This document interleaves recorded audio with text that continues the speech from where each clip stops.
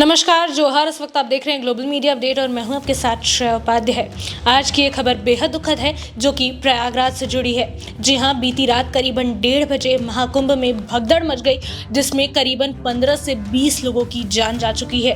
पूरी खबर पर प्रकाश डालने के लिए हमारे साथ मेरे सहयोगी विकास सिंह जी मौजूद हैं। विकास जी, बताइए क्या कुछ मामला था, किस तरह से भगदड़ मची और कितने लोगों के अभी तक घायल होने की बात सामने आ रही है? देखिए श्रेया, बहुत ही दुर्भाग्यपूर्ण खबर निकल के सामने आई है प्रयागराज से। और उसके एक तरह से देखा जाए तो जो लोगों में कहीं ना कहीं जो पेशेंस की कमी दिखी गई, एक तरह से कहा जाए, ये पूरी तरह से कहा जाए 2 बजे हो सकती है वहाँ पे भगदड़ मची कि रात के करीब 2 बजे जो है ये इंसिडेंट बताया जा रहा है कि 2 बजे ऐसी भगदड़ मची है जिसमें जो है लोग जो पीपा पुल, एक तरह से कहा जाए कि पीपा पुल अभी बंद किए गए हैं, ठीक है, तो कुछ पुल चालू हैं और कुछ बंद किए गए हैं। उसके जगह पे कुछ टेम्परेरी पुल बनाए गए हैं, ठीक है, जिससे लोग जो है शाही स्नान के लिए जो है उस जगह पे पहुंच रहे हैं। तो कहीं ना कहीं वही एक माध्यम था शाही स्नान के लिए जाने का, और वहाँ पर बैरिकेडिंग बनाया गया है। लोगों के मन में एक तरह से कहा जाए कि सबसे पहले मैं स्नान करूंगा तो हो सकता है कि मुझे मौनी अमावस्या के अवसर पर लोगों को ये चाह होगी कि हो सकता है कि वो ब्रह्म मुहूर्त में स्नान कर ले, और यही कहीं ना कहीं मुख्य वजह बनी भगदड़ की। कहीं ना कहीं लोगों में कहीं ना कहीं पेशेंस की कमी दिखी। यही वजह है कि लोग पैनिक हुए और कुछ लोग जो है बैरिकेडिंग में फंस भी गए, ऐसा बताया जा रहा है। और जब भगदड़ मची है तो आने जाने का जो इंटेंस जो बनाया गया है पुल का, जो पुल टेम्परेरी पुल है, वहाँ से आने जाने का रास्ता जो है, आने का भी जाने का भी उसी पुल से आपको आना जाना करना है, ठीक है, एक ही रास्ता है। अब ऐसे में वहाँ पर अगर पैनिक फैलेगा, वहाँ से जब लोग वापस भाग के आएंगे, जो श्रद्धालु बाहर में सोए हुए हैं, डेफिनेटली वहाँ पर घटनाक्रम तो होना ही था। और बहुत ही दुर्भाग्यपूर्ण मैं कहूँगा एक तरह से, क्योंकि 70 से ज़्यादा वहाँ पर एम्बुलेंस अभी है। योगी जी पूरा काम कर रहे हैं और योगी जी कहीं ना कहीं जब कुंभ मेला लगता है तो उसमें एक्टिव दिखते हैं। यही वजह है कि मोदी भी वहाँ पर जाकर के स्नान करने वाले।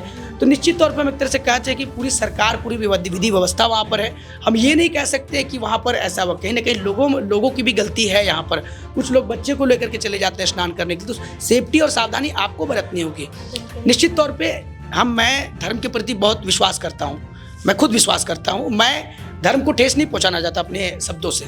मैं ये बताना चाहता हूं कि जो ये भगदड़ मचा, मुख्य वजह यही है कि हम ब्रह्म मुहूर्त में स्नान कर लेंगे, है ना, तो महत्व होता है, लोग चाहते भी है। अभी जब से ये भगदड़ मचा है तो 13 अखाड़ों के जो संत हैं उन्होंने शाही स्नान जो है रद्द कर दिया। तो निश्चित तौर पे हम कह सकते हैं कि एनएसजी कमांडो वहाँ पर अब पूरा मोर्चा संभाली हुई है। और आप एक तरह से कह सकते हैं कि जो 15 से 20 लोग जो है मरे हैं और 50 से 60 लोग जो घायल हुए हैं, और 1000 से ज़्यादा लोग, अनुमानित है कि 1000 से ज़्यादा लोग जो है अभी लापता हैं। तो अभी जो है वहाँ रेस्क्यू चल रहा है, ठीक है। और निश्चित तौर पे अभी लगभग वहाँ जैसे बताया जाए 9 करोड़ के लगभग श्रद्धालु अभी जो है प्रयागराज में हैं, और 5 करोड़ श्रद्धालु ने एक दिन पहले जो है अभी स्नान कर लिया है। तो निश्चित तौर पे भीड़ और बढ़ेगी। और कुंभ का मेला है तो निश्चित तौर पे हर लोग चाहते हैं कि हम वहाँ पहुँचे और स्नान करें, क्योंकि ग्रह जो होते हैं ना, वो स्नान के समय में ग्रह आपके कहीं ना कहीं अगर गलत चल रहे हैं तो वो सही हो जाता है, लोगों की मान्यता है। और सनातनियों की मौनी अमावस्या को लेकर कुछ खास मान्यताएं भी हैं, इसीलिए करीबन अनुमान था कि करीबन 8 से 10 करोड़ लोग जो हैं वो इस मौनी अमावस्या के अवसर पर महाकुंभ में डुबकी लगाएंगे। इसीलिए करोड़ों की संख्या में लोग मौजूद थे। रास्ता संकरा था, एक ही रास्ते से लोग आना जाना दोनों कर रहे थे, जिस वजह से एक ही जगह पर करोड़ों की भीड़ जो है अचानक से इकट्ठा हो गई। लोग बैरिकेडिंग में फंसे, गिर गए, जिसके बाद भगदड़ मच गई। अनुमानित है कि 15 से 20 लोगों की मौत हो चुकी है, करीबन 50 से 60 लोग घायल हैं और करीबन 1000 से ज्यादा लोग अभी भी लापता हैं। हालांकि मौके पर सारी चाक चौबंद बिल्कुल उसी तरह से है। मुख्यमंत्री योगी जी लगातार सारी विधि व्यवस्था को देख रहे हैं। हमारे प्रधानमंत्री नरेंद्र मोदी जी भी लगातार मुख्यमंत्री योगी के टच में है, लगातार वो बात कर रहे हैं किस तरह से विधि व्यवस्था है महाकुंभ की।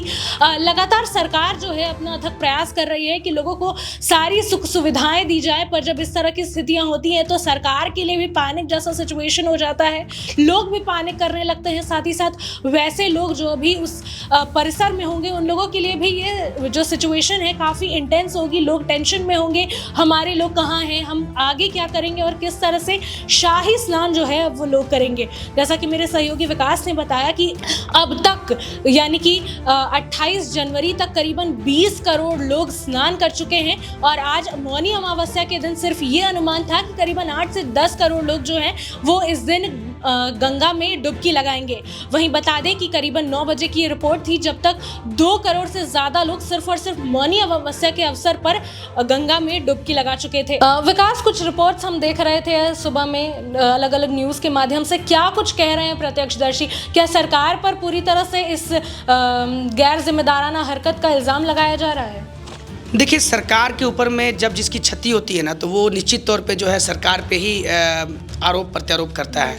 देखिए, घटनाएं घटी हैं, जिनके परिवार बिछड़े हैं उनके साथ हमारी पूरी टीम की संवेदनाएं जुड़ी हुई हैं, मोदी जी की संवेदनाएं जुड़ी हुई हैं। लगातार मोदी जी, योगी जी के संपर्क में हैं। एनएसजी कमांडो ने वहाँ मोर्चा संभाल रखा है। 70 से ज़्यादा वहाँ एम्बुलेंस काम कर रहे हैं। तो आप समझ सकते हैं कि जिनका परिवार क्षति होता है उनको कहीं ना कहीं दुख होता है। और निश्चित तौर पर लोग भगवान को तो कुछ कह नहीं सकते हैं, क्योंकि जो भी लोग वहाँ पर मरे हैं, निश्चित तौर पे आप देखिए कि जितने भी लोग वहाँ पे मौत के शिकार हुए हैं, मैं एक तरह से ये भी ध्यान आकर्षित करना चाहूँगा कि जो भी लोग, एक अपील भी करना चाहूँगा कि जो भी लोग आप स्नान करने जा रहे हैं, आप बच्चों को साथ लेके ना जाएं, क्योंकि रिपोर्ट्स ऐसे भी बता रहे हैं कि बच्चे भी वहाँ घायल हुए हैं। तो आप समझ सकते हैं कि बच्चों को ले जाने की क्या आवश्यकता है, है ना। हम खुद में पहले मौनी स्नान करना है तो हम करेंगे ना, बच्चों को लेके क्यों जाएंगे, है ना। बच्चे जब बड़े होंगे तो वो करेंगे स्नान। तो अपनी भी समझदारी होनी चाहिए। एक तरफा सरकार के ऊपर में आरोप लगा देना कि सरकार कोई विधि व्यवस्था नहीं बना रखी है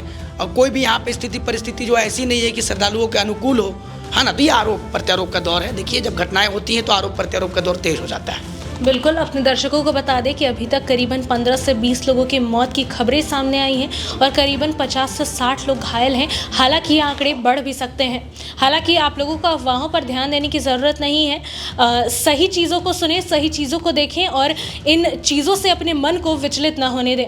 इसी के साथ हम आपसे फिर मिलेंगे अगली कड़ी में। तब तक के लिए देखते रहिए ग्लोबल मीडिया अपडेट। धन्यवाद।